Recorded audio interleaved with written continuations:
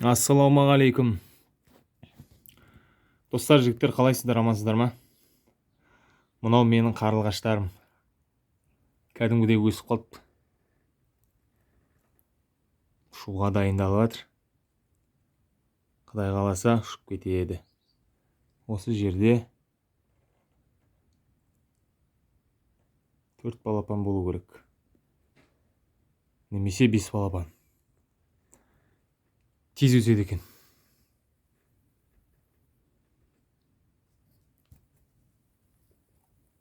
Машалла. Құдай тағаланың құдіреті, я.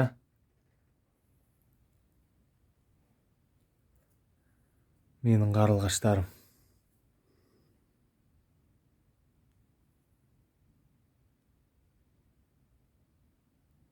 Күні кеше жұмыртқа болып жатыр еді осы жерде. Бір ай болған жоқ.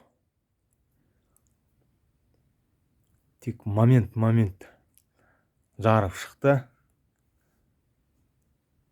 Қызылшақа балапан болып жатты. Одан кейін жайлап қауырсындар шыға бастады. Қазір дырдай болып қалған.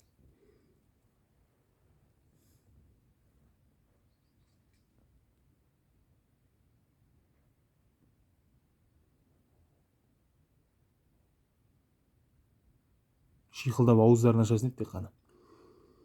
Бұйырса ұшып кетеді. Берекелі болсын. Жылда келіп ұя салады.